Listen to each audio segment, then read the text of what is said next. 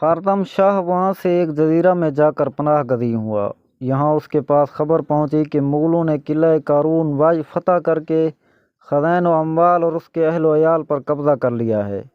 یہ خبر سن کر اس کو سخت صدمہ ہوا اور اسی رنج و ملال میں فوت ہو گیا۔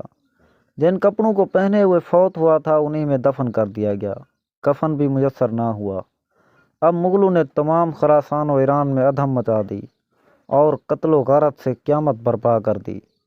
خارزم شاہ کے بیٹے بھی جو جا بجا صوبوں کی حکومت پر مامور تھے مغلوں کے ہاتھ سے قتل ہوئے۔ صرف ایک بیٹا جلال الدین جو سب بھائیوں میں بہادر اور ذی ہوش اور عالی حوصلہ تھا وہ باقی رہ گیا۔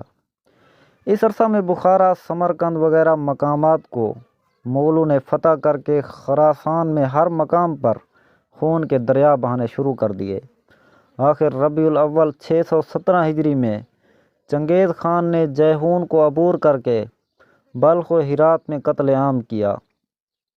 جب خارزم شاہ کے اہل و عیال گرفتار ہو کر چنگیز خان کے سامنے حاضر ہوئے تو اس سنگ دل نے عورتوں اور بچوں پر رحم نہ کیا، سب کو قتل کر دینے کا حکم دیا۔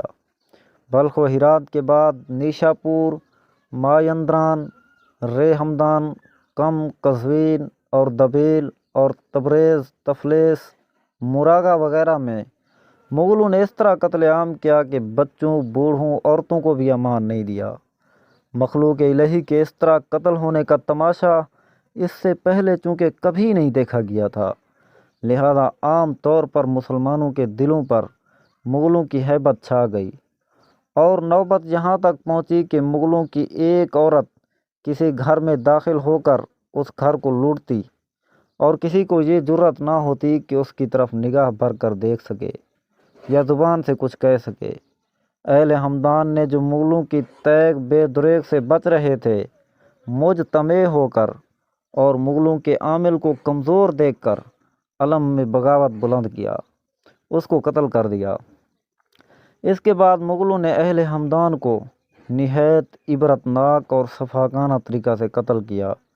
پھر کسی کو جرأت مقابلے اور مقاتلے کی نہ ہوئی۔ ناظرین، اگر ہماری ویڈیو اچھی لگے تو ویڈیو کو لائک کیجیے اور ہمارے چینل کو سبسکرائب کیجیے۔